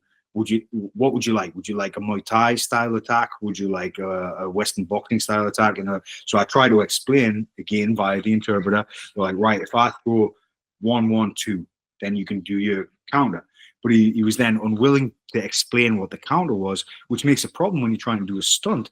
You know, you say, well, if you don't tell me what the counter is going to be, you're like, either I have to defend it, or I'm actually going to get hurt here. So, you know, especially when he's kind of poking eyes and stuff. I'm like, well, you know, I got a good wage for doing the job. You're like, but not good enough to get my eye stabbed. You know, so like, right, okay, well, you know, you got to tell me something. And in the end, it was very, very awkward. It was very difficult to choreograph anything, you know, and I was very unhappy with the final result, you know, and I tried to apologize to them and said, I'm really sorry. I tried to sell it. I tried to make it look as good as possible, but I wasn't sure what he wanted from me, and I wasn't sure what was coming back.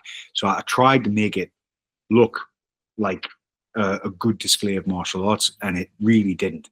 You know, so it neither looked like a good martial arts demo, nor did it look like a good fight scene movie style. You know, it was neither nothing nor something.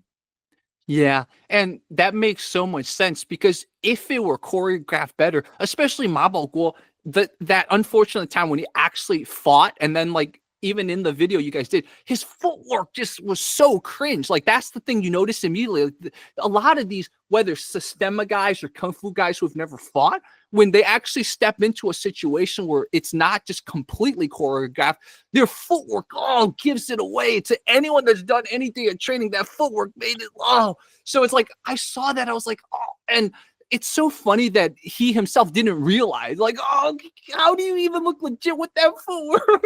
One of the worst things was as well that it ended up being like, instead of like this idea that seemed nice of the contrast of modern sport and ancient kung fu, like it became MMA versus kung fu that was presented in this film. Like, actually, I studied kung fu. Like my teacher, my MMA coach, like in addition to being a jiu-jitsu black belt and an accomplished catch wrestler and all this sort of stuff, is a Wing Chun teacher. So I went to him specifically to learn Wing Chun. So what happened to, like, I had very fragile hands. I've got very slim hands, and I would damage my hands terribly. So naturally, as a response, I started padding them and taping them more and more. I would use 18-ounce gloves for sparring, and I would continually keep injuring my hands. So whenever I took that 18-ounce glove off and the big extensive wrap, as soon as I would go to fight, my hands would break. And so my coach, Alan Orr, he taught me bare knuckle. So his style of Wing Chun was traditional Chinese bare knuckle boxing. So he had me punching with a vertical fist. He had me working on the bag, not necessarily full force, but working on the bag and working on the sandbag. Punching with a bare knuckle. I thought he was crazy. He said, like, no, take all the wraps off. I thought, man, my hands are broken already. Like, taking the wraps off, that's going to make it worse. And actually, what he did was really get me in the sand. So we would do bare knuckle sparring, but with a very high level of control, so that we'll feel exactly where we're contacting with the skull, with the face. Very educated. And it took me into like the elbow down, shorter punching as opposed to the typical boxing fully rotated. So anyway, I'd studied kung fu quite extensively. Alan was very intelligent, and he managed to sort of shortcut his Wing Chun system into a practical Chinese boxing system, so that we didn't have to graduate via learning all of the forms with perfection. I did do the forms. I did the Silam Tao, but I practiced, the most practical elements of Wing Chun Kung Fu, in order, well, one, to stop the injuries to my hands, and then just to have a different look. And our fascination with, I love all martial arts. So one of the reasons why I was excited to do the project with Ma Baoguo, was because I wanted to know about his style of Kung Fu. I wanted to see what it was about. Not to test it, not to have a contest with him, but I just wanted to receive some more information and education about another style of Kung Fu that I'd never seen before. And unfortunately, that got presented as then me being some sort of anti-Kung Fu MMA figure. I think I'm not anti-Kung Fu at all. I love all martial arts. I'm fascinated by Kung Fu. But unfortunately, the style of Kung Fu that he was representing didn't seem to have the substance that I was hoping for. However, we did some switch out.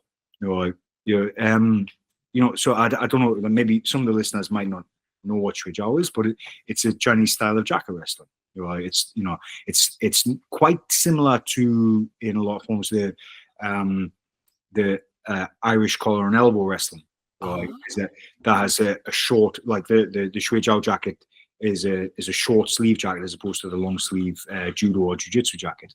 And we have got in England, mostly died out now. In fact, they're pretty much dead.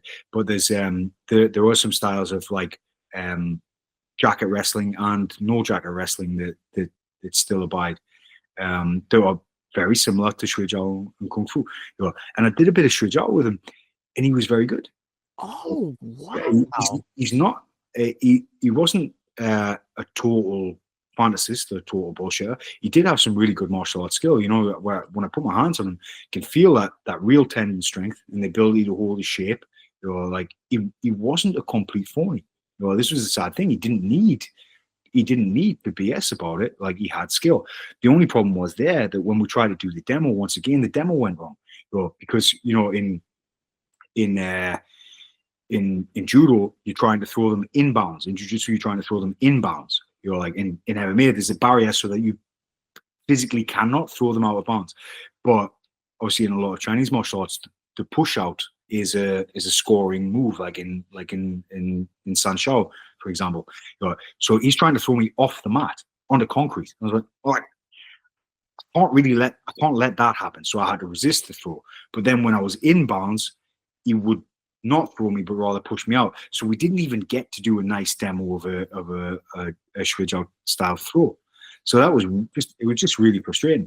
But he wasn't terrible. Like, he was just old. Wow. And so did you try to express this to his interpreter, that let's just try to like throw each other, do a demo, or was that never really completely communicated? Yeah, I did make some attempts, but he was either not comprehending it or not willing to do that, and so that didn't end up with a satisfactory demonstration ever in that part.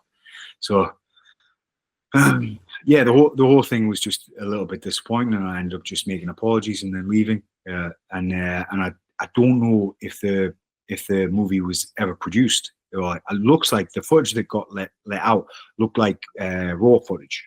So I think he must have just got the tapes from the film crew, because they were very professional. So it would have been edited and the shots clipped and things like that in a much more professional form had it been processed by them.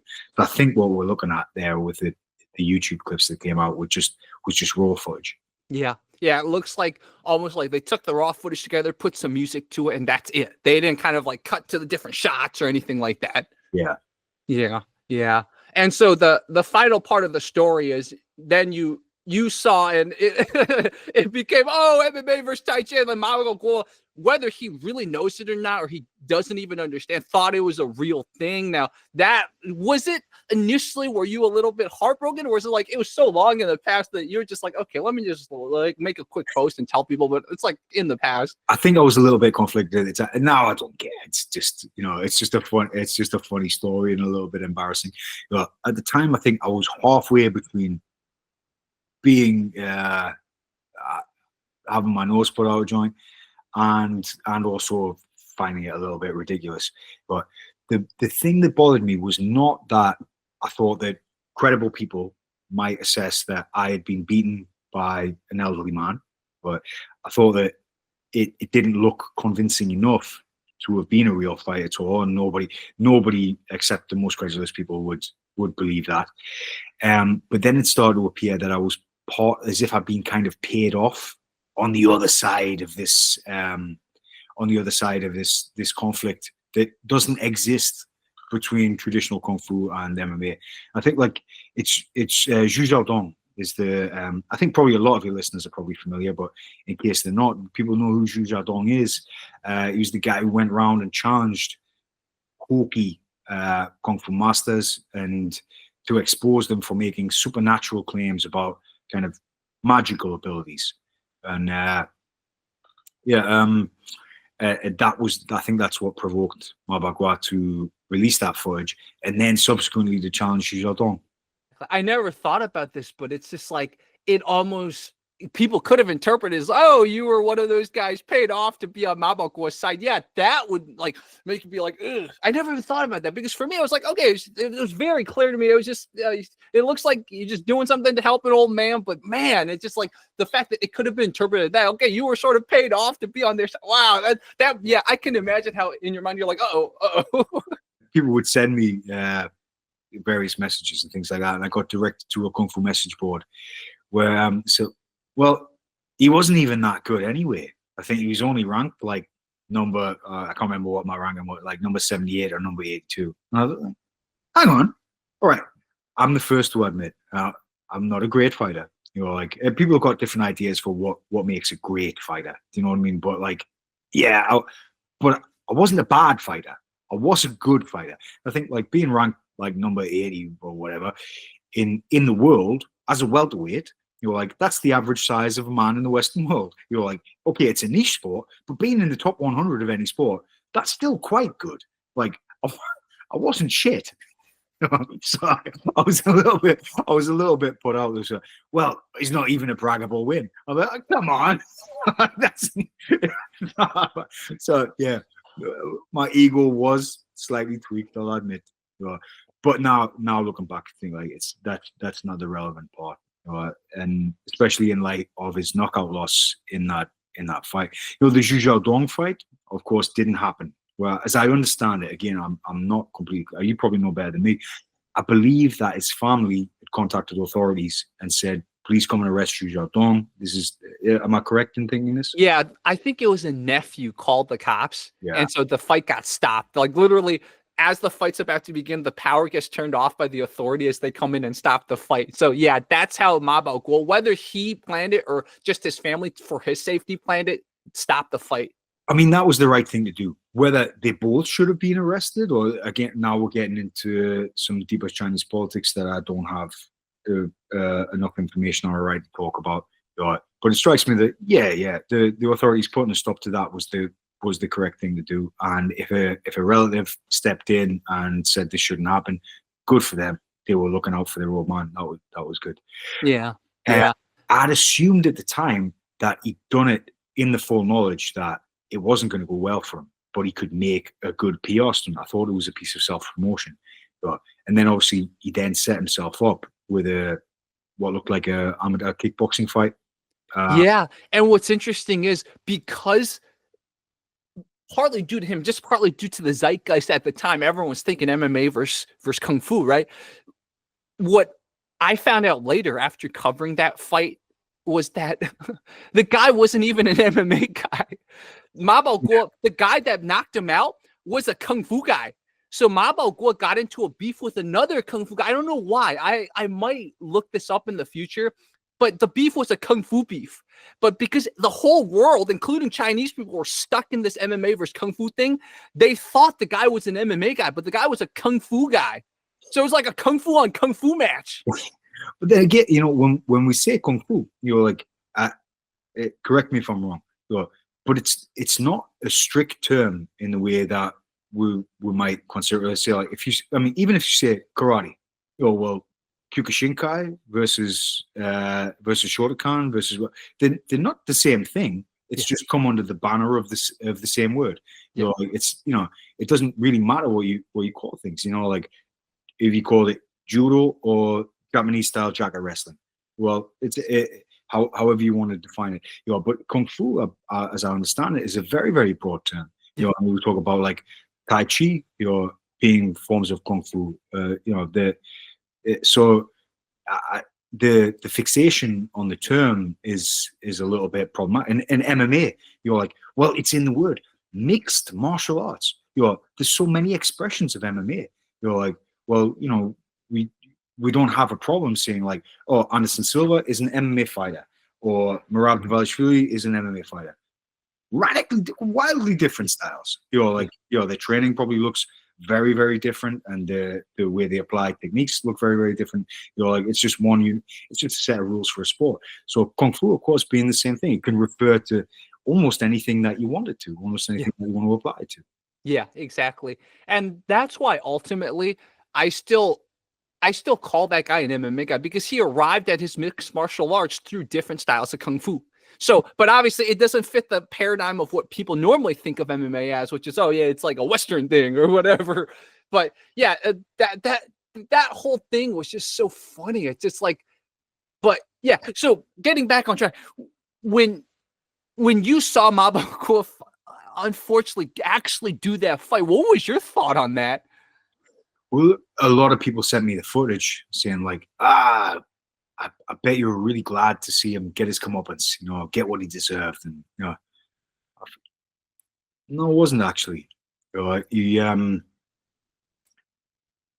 had assumed that probably once upon a time, because like I said, we did some straight job and he wasn't bad. He wasn't bad at all. And I'd assumed that once upon a time, like he probably was a tough guy, and then it maybe just got carried away with his own hype, or just for whatever reason was a little diluted. But he did not look like a man who'd ever had a fight. Well, I think like if you put me in a ring right now, I'm not going to look a patch on what I looked like 10 years ago, and that wouldn't look a patch on what I looked like 10 years before that. But I could still have a go. I might be a little bit late, but I would be able to hold my shape right, and I would know what I was looking for. But he held his arms out and moved his feet like a man who'd never even sparred. He looked like one of the fit box people. And seeing him getting flattened out like that, I just thought, he's actually got mental problems. He lives in a fantasy world, and he should have been protected from that. I think I wish that his nephew or whoever had called the police beforehand had managed to get on top of the last situation.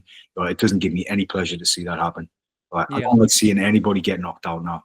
I took my share of punches, and I had my share of brain damage, and it's affected me negatively for the rest of my life after the career. I think like, well, if that's what it did to me after the age of 30, what's it going to do to a man who's in his 70s? I think like, and he's certainly not a person who needs any more damage to his brain.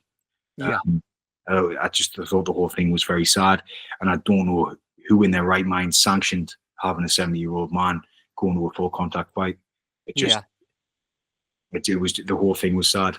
Yeah, and even fight promoters in China, Andy Pai comes to mind. Andy Pai was like, man, he was scared. It's like, this is going to put a stain on just the entire combat sports world. And he was afraid one day, if combat sports gets more limited or banned in China, they're going to point to this event, be like, look what we did here, Yeah, very much so. I mean, we've got this problem all over with unsanctioned events. Where like when I look on YouTube, like I get like suggestions for like freak fights in Russia. Like I use the word, there's the common parlance. That's not my term, but you see like two old men fighting an Amazon stripper, and a team of Ukrainian football hooligans against a team of Polish football hooligans, and you think like, well, it's all happening in a cage. A person who's legislating this, they're not educated on the sport. They're looking and going like, oh, it's this kind of madness. That's what they're doing. Do you recall when there was a debate in the US about legalizing MMA in the state of New York? Yes, I remember that. Yeah. So really, really what it came down to was actually like it was about the boxing people protecting their business in the state of New York against competition from the sport of MMA. It wasn't actually anything to do with whether MMA was happening or not. unlicensed fights were happening all the time. So really what it was about was, are we going to legislate this and sanction it, or is it going to continue to stay something that's underground? Because it's going to happen anyway. Yeah. But then the people who are representing the case against legalization, they were talking about nunchaku and ice breaking demos and all sort of like completely irrelevant things, because they just saw, oh, martial arts, this is what I understand to be martial arts. You've completely misunderstood the issue. The issue isn't even about the danger of the martial art. It's about whether it should be regulated or not. And it's not even really about the danger of martial arts. It's about whether boxing, in the powers that be in boxing in New York, should face competition from another comparable sport. But these people have no understanding of it. So the people who've got power to legislate, like, you can't just say, oh yeah, but that's not actually what I do. Because to them it is. So we have to be very, very cautious about how these things are handled. Yeah, agreed. This is such a great topic. And again, my understanding, part of the reason why in a lot of MMA circuits, like competition MMA circuits, that the 12-6 elbow is banned is because people associated with ice breaking. They're like, oh, if they can break ice, oh my God, that would crack a skull kind of thing. I believe this to be true. Yeah, I think that was the reason why that technique was made illegal in particular, out of all of the other very, very dangerous things that the person does. But of course, this is the whole point. It's not the actual danger. It's the optics of the danger. Yeah. It's the whole reason why we're called mixed martial arts in the first place. MMA. I mean, what a terrible acronym. MMA. It's awful, clunky, like terrible term. But Vale Tudo, no holds barred. Like they were terms that were destined to get us banned. So they tried to make the sport seem credible by latching on to weird notions of honor and respect that are supposed to surround martial arts. But whether those things are even true in non-sporting martial arts, there's very debatable. And it's just sports entertainment in the mold of WWE. By the way, what time is your commentary gig that you have to go to? Oh, I'm going to have to shoot in about 10 minutes. Okay, yeah, that's what I thought. It looks like in the future, let's do more conversations. Probably what we should do is when I cover future topics on anything, I want Coach Peter Irving to be like one of my experts that I can just cut to for an opinion. If you want, if that's something you're interested in. I would love to. Yeah. Okay, perfect. So what I plan for everyone that sees this later, what I want to do is, let's say in the future we have a topic. We can just quickly meet up for like 5 to 10 minutes on Google Meets. I'll record something, record your thoughts, and then I can be like, okay, here's what Coach Peter Irving says. And then like I could have like 31-minute, 2-minute sound bites of you that I can put in a lot of future videos. Gary, that would be awesome. And thanks so much for your time. I really appreciate it. Yeah. Thank you, man. Before I go, I have to say, you do look a little like Jason Statham. I'm pretty sure people tell you that all the time. You know what? That used to be great. But now all the girls love Tom Hardy. So yeah, he's kind of bald is out. But yeah, I do like to tell people that I'm Jason Statham's stunt double. That's awesome. If by any chance Jason Statham is listening to this, if you want a stunt double, I'm your guy. Everyone, this was Peter Irving, Coach Peter Irving. He will definitely be back, and very likely what's going to happen is parts of this interview I'll cut into future conversations / videos on Fight Commentary Breakdown. So hopefully viewers will see this interview spread out in different phases, but I'll also put the raw file too. And before I put the raw file up, just let me know if there's any topic you're like, Jerry, maybe don't include that. But I think we talked very, very, pretty good conversations, nothing too objectionable. That's great. Thanks. Yeah. We groove. We have so many topics to talk about in the future. So for everyone watching Fight Commentary Breakdowns, Fight Commentary Chats, this was Coach Peter Irving.